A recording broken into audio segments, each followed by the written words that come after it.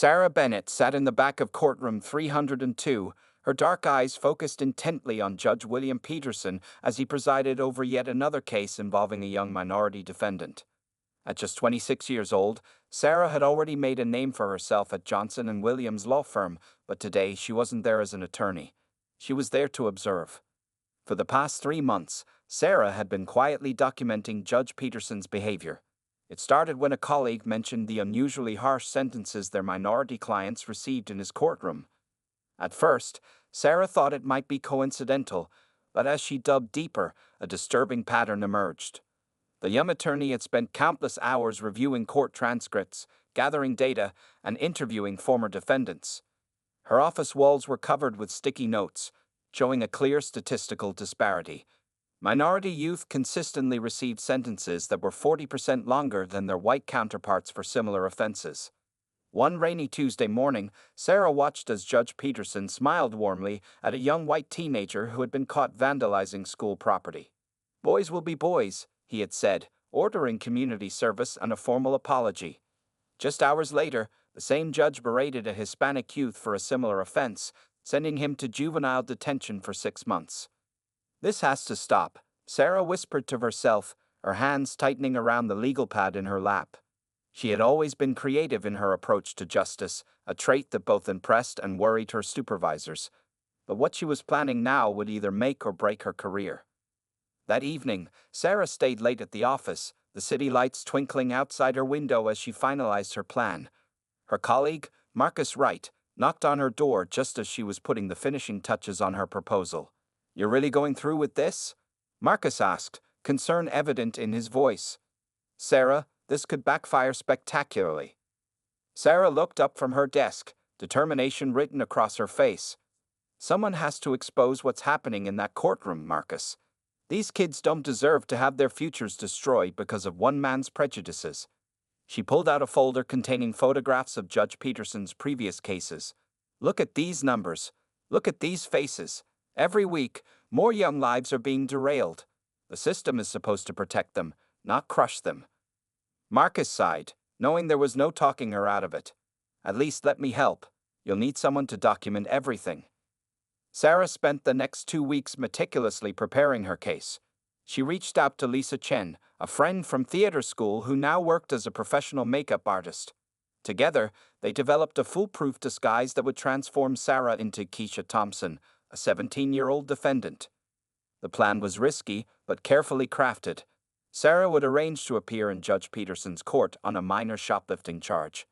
Her true identity would be sealed and known only to a select few court officials who had agreed to help after seeing the evidence she had gathered. "The makeup needs to be perfect," Sarah told Lisa during one of their practice sessions. "Not just to look younger, but to withstand the courtroom's harsh lighting and last through the entire hearing." As the days passed, Sarah refined every detail of Keisha's character. She studied the mannerisms of her teenage cousins, practiced modifying her voice, and created a backstory that would stand up to scrutiny. She even attended local high school basketball games to observe how teenagers carried themselves and interacted. The night before her planned court appearance, Sarah stood in front of her bathroom mirror, practicing Keisha's expressions. Her heart was racing with both excitement and fear. If she succeeded, she could force real change in the justice system. If she failed, her career might be over before it truly began. "This isn't just about exposing one biased judge," she told her reflection. "This is about all the kids who walked into that courtroom feeling hopeless, who faced judgment before they even opened their mouths." Sarah carefully packed her briefcase with 2 sets of documents, one for Keisha Thompson and another revealing her true identity. She laid out her costume, worn jeans, a simple t-shirt, and scuffed sneakers. Everything had to be perfect. As she finally went to bed that night, Sarah thought about all the young faces she'd seen in Judge Peterson's courtroom, their eyes downcast as he lectured them about their inevitable return to his courthouse. Tomorrow, she would become one of them, but unlike those before her, she would have the power to fight back. The stage was set. Tomorrow, Judge William Peterson would face a defendant unlike any he'd seen before, though he wouldn't know it until it was too late. The morning of the court appearance arrived with a mix of fog and gentle rain. Sarah arrived at Lisa's apartment at 5:30 a.m., well before sunrise. She carried a large duffel bag containing everything needed for her transformation into Keisha Thompson. "Are you sure about this?" Lisa asked as she began laying out her professional makeup kit. The living room had been converted into a makeshift styling studio, with bright lights and mirrors positioned strategically around a comfortable chair. Sarah nodded, her determination evident in her eyes. "More sure than I've ever been about anything." The transformation process began with Sarah's hair. Lisa carefully applied a specially designed wig that matched the texture and style of a teenager's natural hair. The wig was secured with professional-grade adhesive, strong enough to withstand a full day in court. "Hold still," Lisa instructed as she began the intensive makeup process. Using advanced techniques, she gradually altered Sarah's facial features. She applied subtle shading to make Sarah's cheekbones appear less defined, added a slight roundness to her face that suggested youth, and used specialized products to create the appearance of teenage skin. "The key is making it look natural," Lisa explained as she worked. "Judge Peterson needs to believe he's looking at a real teenager, not someone in makeup." While Liza worked, Marcus arrived with breakfast and started reviewing their documentation strategy. "I'll be sitting in the third row," he explained, showing Sarah the tiny, court-approved recording device hidden in his tie. "Everything will be captured, both audio and video." The transformation took nearly 3 hours. When Lisa finally stepped back, both she and Marcus gasped. Standing before them was not Sarah Bennett, the accomplished attorney, but Keisha Thompson, a nervous-looking teenager in slightly worn clothes. Sarah walked to the full-length mirror and studied her reflection. The person staring back at her seemed at least 9 years younger. Her professional posture was gone, replaced by the slight slouch of a teenager. The carefully selected clothes, jeans with a small tear at the knee, a simple t-shirt, and scuffed sneakers, completed the illusion. "Now for the final test," Sarah said, clearing her throat. When she spoke again, her voice had changed. Gone was the confident tone of a Harvard graduate, replaced by the slightly uncertain voice of a high school student. "I didn't mean to do it," she said in Keisha's voice. "It was just a mistake." Marcus shook his head in amazement. "If I didn't know better, I'd never believe you were the same person who argued before the Supreme Court last month." Sarah spent the next hour practicing Keisha's movements and mannerisms. She had studied countless videos of teenage defendants, noting how they carried themselves, how they responded to questions, even how they sat in their chairs. Every detail had to be perfect. Lisa helped her practice different expressions: nervous, confused, apologetic, all carefully calibrated to appear genuine without being overdone. They ran through various scenarios, with Marcus playing the role of Judge Peterson, helping Sarah perfect Keisha's reactions. "Remember," Marcus advised, "most teens in this situation are scared but trying not to show it. They're defensive but also intimidated by the whole court process." As the morning wore on, Sarah became increasingly comfortable in her new persona. She practiced writing in a less polished style, making sure even her signature matched that of a teenager. The fabricated school records and family background they had created were reviewed one final time. At 10:30 a.m., it was time to leave for the courthouse. Sarah carefully packed a worn backpack with items a teenage defendant might carry: a dog-eared notebook, a slightly crushed water bottle, and a simple wallet containing Keisha's ID. Before leaving, Sarah took one final look in the mirror. The transformation was complete. Every trace of the accomplished attorney had vanished, replaced by a convincing portrayal of a nervous teenager facing her first brush with the law. "Just remember," Lisa said, hugging her friend, "the makeup will hold up under any conditions, but don't touch your face too much." Marcus handed Sarah a tissue as they prepared to leave. "Use this if you need to dab your eyes. It won't smear the makeup."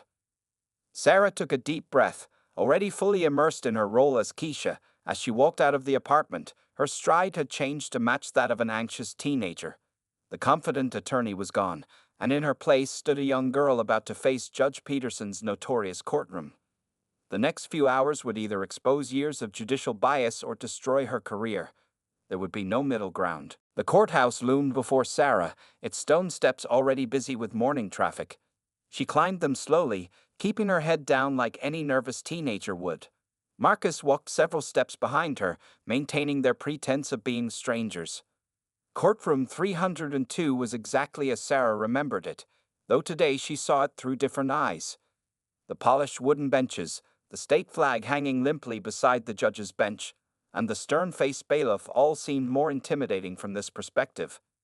Sarah took her place in the defendant's section, careful to maintain Keisha's posture, slightly hunched, hands fidgeting with the straps of her worn backpack. Other defendants and their lawyers filled the rows around her.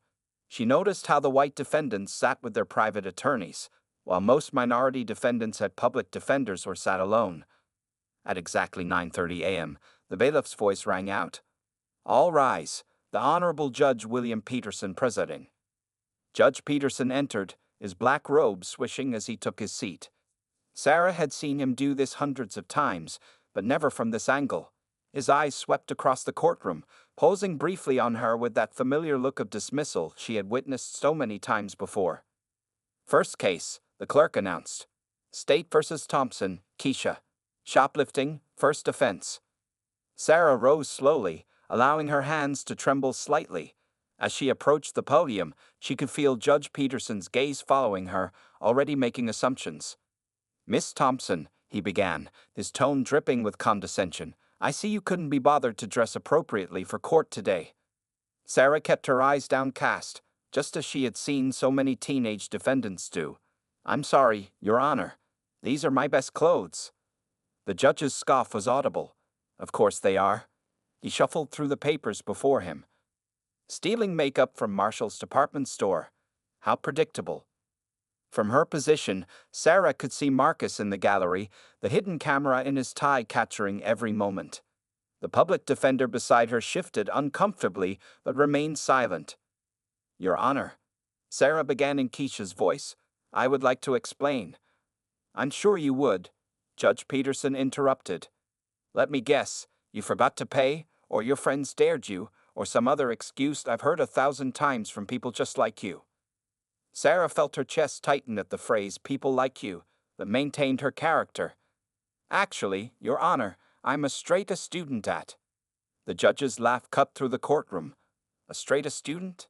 Please." He held up her fabricated school records without really looking at them. "Don't waste this court's time with obvious lies." Several spectators in the gallery shifted uncomfortably. Sarah noticed how some nodded along with the judge while others looked disturbed by his behavior. "I can prove it," Sarah said, her voice small but clear. "I have my report cards." "Young lady," Judge Peterson leaned forward, his voice sharp. "I've been doing this job for 20 years. I know exactly what kind of person stands before me today. This isn't your first time in trouble, is it? Just the first time you got caught." Sarah felt her fingernails dig into her palms but kept her expression neutral.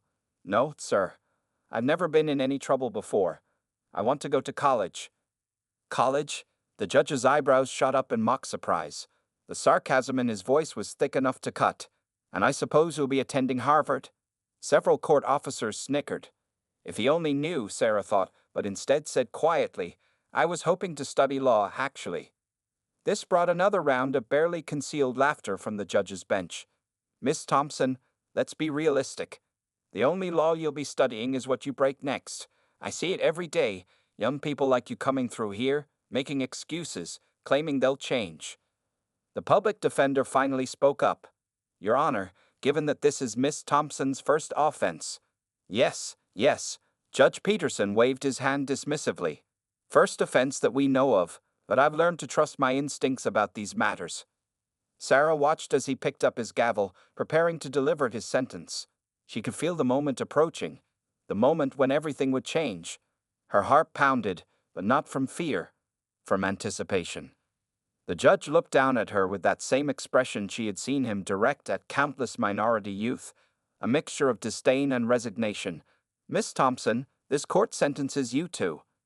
Sarah's hand moved to her face, and for the first time that day, a genuine smile crossed her lips. It was time for the real trial to begin. "Miss Thompson, this court sentences you to." Judge Peterson's words hung in the air as Sarah reached into her backpack, her movements deliberate and calm. "Before you continue, Your Honor," Sarah said, her voice still maintaining Keisha's character, "I'd like to submit additional evidence regarding my academic achievements." The judge's face darkened with annoyance. "Young lady, I've already told you." "It's interesting," Sarah continued, pulling out a folder. How quickly you dismissed my academic claims without even looking at the evidence. Just like you've done with countless other minority defendants in your courtroom. A murmur rippled through the gallery. The judge's face reddened. I'm holding you in contempt. You've been holding us in contempt for years, Your Honor, Sarah replied, her voice growing stronger. She pulled out a stack of papers. Let's review your sentencing history, shall we? The bailiff started moving forward, but Judge Peterson held up his hand, curiosity briefly overcoming his anger. What exactly are you playing at, Miss Thompson? Sarah began laying out documents on the defense table. In the past year alone, you've sentenced minority youth to an average of 8 months for first-time petty theft. White defendants, average of 2 months or community service. The courtroom had grown so quiet you could hear the clock ticking. Judge Peterson's face had turned from red to purple. Bailiff, remove this defendant. Would you like to hear the statistics for drug possession charges? Sarah continued, her voice steady. Or perhaps we should discuss your interesting habit of calling black teenagers predictable while referring to white defendants' actions as youthful mistakes. Marcus stood up in the gallery, professionally dressed camera crew emerging from various positions in the courtroom. The public defender, who had been briefed just moments before court began, stepped back with a small smile. I will not be lectured in my own courtroom by some delinquent, Judge Peterson began, banging his gavel. Actually, Sarah straightened her posture, her voice shifting to its natural tone. You're being lectured by Sarah Bennett, Harvard Law Class of 2021, currently with Johnson & Williams Law Firm, specializing in civil rights cases. The gavel froze mid-strike. Judge Peterson's mouth opened and closed without sound as Sarah reached up and carefully removed the wig Lisa had so meticulously attached. The gallery erupted in gasps and whispers. We've been documenting your behavior for months, Sarah continued, wiping away the makeup that had transformed her features. Every dismissive comment, every biased assumption, every disparate sentence. Judge Peterson found his voice, though it shook with rage. This is outrageous. This is necessary, Sarah finished for him. Because how else could we prove what these kids face in your courtroom? How else could we show the immediate assumptions you make based on nothing but appearance? She turned to face the gallery, now filled with journalists who had been quietly alerted to be present. Today, Your Honor, you saw a straight-A student before you. You saw someone who dreams of becoming a lawyer, and without checking a single fact, you dismissed those dreams as lies. The judge's face had gone from purple to ashen. You have no right. I have every right, Sarah responded, pulling out her bar association card. And more importantly, every one of those kids you dismissed, degraded, and sentenced unfairly had rights too. Rights you violated while hiding behind that bench. She walked closer to the judge's bench, her heels clicking on the courtroom floor. The only difference between me and them, I can take this disguise off. They have to live with your prejudices every day. The courtroom had erupted into chaos. Reporters were scribbling frantically. Photographers who had been positioned in advance captured every moment, and in the back, Marcus was ensuring every second was being recorded. Judge Peterson seemed to physically deflate in his chair, the reality of what had just happened finally sinking in. His eyes darted between the cameras, the reporters, and the now transformed defendant before him. This session is adjourned, he managed to croak out, but nobody moved. Sarah placed a thick binder on his bench. Actually, Your Honor, we're just getting started. This is just a small sample of the evidence we've gathered. I suggest you review it carefully before our meeting with the Judicial Review Board tomorrow morning. As she turned to leave the courtroom, Sarah caught glimpses of the other defendants' faces, expressions of shock slowly transforming into something else, hope. The prejudices that had ruled courtroom 302 for so long were finally being brought to light, and nothing would ever be the same. The courtroom erupted into complete chaos. Journalists rushed forward, their cameras flashing like lightning in a storm. Judge Peterson sat frozen on his bench, his face a mask of disbelief as he stared at Sarah Bennett, a Harvard-educated attorney who had just exposed years of his prejudicial behavior. Order. Order in the court. The bailiff's voice was lost in the commotion as people stood up, phones recording, voices rising in a crescendo of excitement and shock. Sarah remained calm, standing at the defendant's table as she continued removing the last traces of her disguise. Her movements were deliberate and precise, each swipe of the makeup wipe revealing more of her true self. The transformation from Keisha Thompson back to Sarah Bennett happened before everyone's eyes, like a masterful piece of performance art with a profound purpose. Miss Bennett, Judge Peterson finally found his voice, though it trembled slightly. You do realize this is grounds for disbarment? This mockery of court procedures. Actually, Your Honor, Marcus stepped forward, holding up an official document. We have written authorization from the State Bar Ethics Committee and the Judicial Oversight Board for this investigation. They've been aware of the complaints against you for months. Sarah pulled out another folder from her backpack. We also have sworn statements from over 50 former defendants who appeared in your courtroom. Their stories share a disturbing pattern. She began reading from one of the statements. Judge Peterson told me I'd never amount to anything. I was 16, and it was my first offense, taking a candy bar. I got 6 months in juvenile detention. The white kid before me had stolen a bicycle and got community service. The judge's face had lost all color. Those were different circumstances. Were they? Sarah questioned, her voice carrying across the now silent courtroom. Because our statistical analysis shows that in cases with identical circumstances, you consistently handed down harsher sentences to minority defendants. The only variable was the color of their skin. From the gallery, more people began standing up. They were former defendants, carefully selected and invited to witness this moment. Each one had suffered under Judge Peterson's biased rulings, and each one now stood tall, finally seeing justice in action. Your Honor, Sarah continued, her voice firm but professional. Today you saw me as nothing more than another black teenager you could dismiss. You mocked my academic achievements without checking them. You assumed my guilt without evidence. You were ready to sentence me more harshly than you would have sentenced a white defendant for the same offense. She gestured to the camera crew, who had been documenting everything. Every word, every dismissive gesture, every biased assumption has been recorded. Not just today, but for months. We have footage of over 200 of your cases, showing a clear pattern of discrimination. Judge Peterson reached for his gavel, but his hand was shaking too badly to grasp it. This is a setup. A trap. No, Your Honor. Sarah corrected him. This is justice.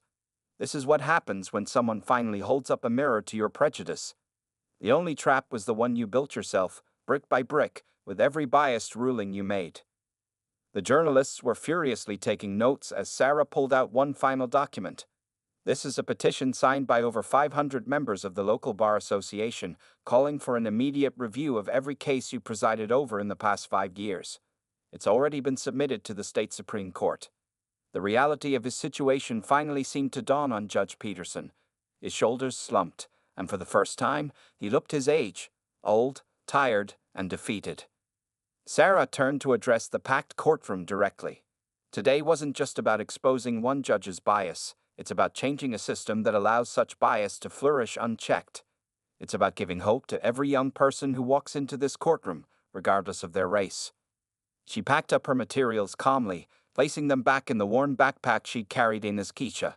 The symbolism wasn't lost on anyone watching.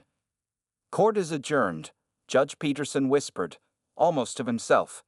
As Sarah walked toward the courtroom doors, her heels clicking against the floor, she passed by rows of stunned faces. Some were crying, others were smiling, but all of them knew they had just witnessed something historic. Outside, the media was already gathering, and Sarah could see news vans pulling up to the courthouse. The story would soon be everywhere, but more importantly, change was finally coming to courtroom 302. The next morning, in a packed conference room at Johnson & Williams law firm, Sarah stood before a wall covered with evidence from her investigation. Journalists from every major news outlet filled the room. What you're about to see, Sarah began, clicking her presentation remote, is the result of 6 months of detailed investigation into Judge Peterson's courtroom practices. The first slide appeared, showing a clear statistical breakdown of sentencing patterns. Marcus stepped forward, distributing thick folders to the reporters. Each of you is receiving a comprehensive report containing our findings. Every case cited has been thoroughly documented and verified by independent legal experts. The presentation screen showed a series of side-by-side comparisons. On the left, cases involving white defendants. On the right, nearly identical cases involving minority defendants. The disparities in sentencing were stark and undeniable. In cases of first-time shoplifting, Sarah explained, pointing to the data, white defendants received an average sentence of community service and a fine. Minority defendants, for the exact same offense, received an average of 3 to 6 months in juvenile detention. She clicked to the next slide, revealing a series of transcripts. We've highlighted Judge Peterson's language patterns. Notice how he refers to white defendants as young people who made a mistake, while consistently describing minority defendants as troublemakers and repeat offenders in the making. A reporter raised her hand. Ms. Bennett, how did you gather all this evidence without raising suspicion? Sarah gestured to a team of law students sitting in the corner. We had help. These students attended every session in Judge Peterson's courtroom for the past 6 months, documenting everything. We also had cooperation from court clerks who were troubled by what they witnessed daily. The next slide showed a map of the city, with colored pins representing different cases. The pattern becomes even clearer when we look at the geographical distribution, Sarah continued. Defendants from predominantly minority neighborhoods consistently received harsher sentences, even when accounting for all other factors. She played several audio clips from court sessions, each one revealing Judge Peterson's different tone and approach based on a defendant's race. The room fell silent as they listened to the stark contrast in his treatment of different defendants. But perhaps most damning, Sarah said, clicking to the next slide, are the appeals statistics. The screen filled with numbers that made several journalists gasp. Cases from Judge Peterson's court were overturned on appeal at a rate 4 times higher than the state average, with 80% of those overturned cases involving minority defendants. MOCKS distributed another set of documents. We've included sworn affidavits from former defendants, court officers, and even other judges who witnessed Judge Peterson's behavior over the years. Many stayed silent out of fear of retaliation or concern for their careers. Sarah walked to a large corkboard covered with photographs. These are the faces behind the statistics. Young people whose lives were altered by biased rulings. Some spent months in detention for offenses that typically result in warnings. Others lost college opportunities due to harsh sentences that remained on their records. She turned back to face the reporters. Yesterday's demonstration wasn't just theatrics. It was the culmination of months of careful documentation. I became Keisha Thompson because we needed to prove that Judge Peterson's bias was immediate and automatic, that he would make assumptions and decisions based solely on appearance, without even reviewing the facts before him. The presentation concluded with video clips from the previous day's courtroom scene, showing Judge Peterson's dismissive treatment of Keisha, followed by his shocked reaction to the revelation of her true identity. The evidence speaks for itself, Sarah concluded, but numbers and statistics don't fully capture the human cost. Behind every biased ruling was a young person whose life was impacted, whose future was altered, whose trust in the justice system was shattered. As the press conference wound down, reporters rushed to file their stories. The evidence was irrefutable, presented with meticulous attention to detail and backed by expert analysis. What had started as one attorney's bold plan had evolved into an airtight case that would be impossible to ignore. Sarah gathered her materials, knowing that this was just the beginning. The evidence was now public, but the real work of changing the system was still ahead. As she left the conference room, her phone was already buzzing with calls from civil rights organizations and legal reform advocates across the country. The evidence had been presented. Now it was time for action. The story exploded across national media like wildfire. Within 24 hours of Sarah's press conference, Judge Peterson's courtroom bias had become the leading story on every major news network. Clips of Sarah's transformation from Keisha back to herself played on repeat, becoming a powerful symbol of the fight against judicial prejudice. Inside the offices of Johnson & Williams law firm, Sarah sat with MOCKS, watching as their investigation sparked a nationwide conversation. Their phones hadn't stopped ringing since the story broke. Civil rights leaders, politicians, and legal experts all wanted to discuss the implications of their findings. CNN is online 1. Sarah's assistant called out. MSNBC Online 2, and the New York Times wants an exclusive interview. But it wasn't the media attention that moved Sarah the most. It was the flood of emails and messages from people sharing similar experiences from courtrooms across the country. Former defendants, parents, and even court employees began coming forward with their own stories of witnessing judicial bias. "Look at this," Marcus said, holding up his tablet.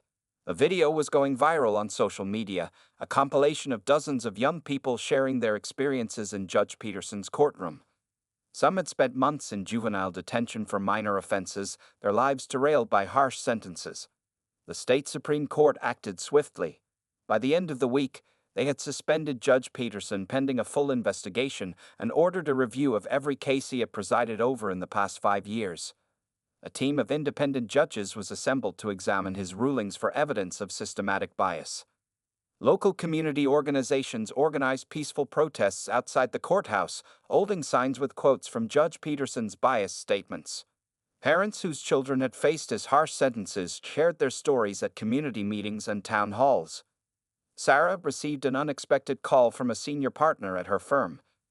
"The American Bar Association wants you to head a new task force," he told her. "They're creating a commission to examine racial bias in the judicial system nationwide." But the most significant development came from an unlikely source. Other judges began speaking out. First one, then another, then dozens came forward to acknowledge their own unconscious biases and call for reform. Judge Peterson's exposure had triggered a moment of self-reflection within the judicial community. "It's not just about one judge," Sarah explained during a television interview. "It's about a system that allowed this behavior to continue unchecked for years. How many other Judge Petersons are out there? How many young lives are being affected?" The ripple effects continued to spread. Law schools across the country began incorporating Sarah's investigation into their ethics curriculum. Civil rights organizations used her methodology to examine other courtrooms for similar patterns of bias. One morning, Sarah arrived at her office to find a young woman waiting for her. She recognized her immediately, one of Judge Peterson's former defendants, now in college. "Your investigation? It changed everything," the young woman said, tears in her eyes. "They're reviewing my case. I might finally get my record cleared." The State Bar Association launched mandatory bias training for all judges and court officers. Security cameras were installed in courtrooms to record all proceedings, ensuring transparency. A civilian oversight committee was established to monitor sentencing patterns and flag potential disparities. Judge Peterson himself had retreated from public view, but his attorney released a brief statement. Judge Peterson acknowledges that his actions have raised serious concerns about judicial impartiality. He will cooperate fully with all investigations. Social media couldn't get enough of the story. #JusticeMacoop and #KeishdatOsarab became trending hashtags. Young lawyers and law students shared the video of Sarah's revelation in the courtroom as inspiration for their own career goals. 3 weeks after the exposure, Sarah stood before a Senate Judiciary Committee, testifying about the need for systematic reform in the judicial system. Her evidence had become a catalyst for change at the national level. "What we uncovered in one courtroom exists in many forms across our justice system," she testified. "The question now is, what are we going to do about it?" As the day ended, Sarah returned to her office, exhausted but determined. On her desk sat a stack of letters from young people who saw her actions as a beacon of hope. Each one reminded her that the aftermath of her investigation wasn't just about exposing one judge's bias, it was about transforming the entire system.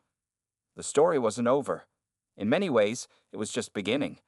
But something fundamental had shifted in the conversation about justice in America, and there was no going back. 6 months after Sarah Bennett's dramatic courtroom revelation, the landscape of the judicial system had undergone significant transformation. The morning sunlight streamed through the windows of her new office at the National Center for Judicial Reform, where she now served as executive director.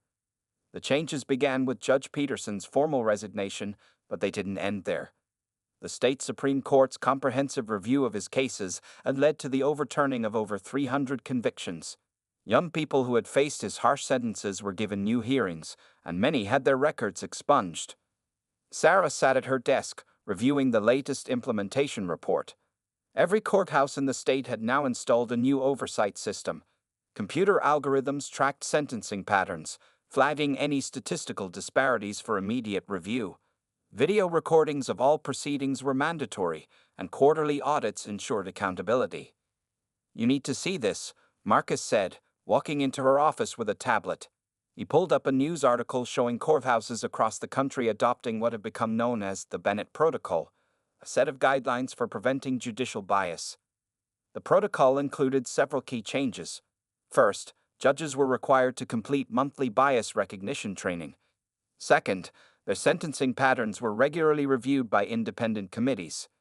Third, defendants now had the right to formally challenge any sentence they believed showed evidence of racial bias. "Look at these numbers," Sarah said, pointing to a graph on her computer screen.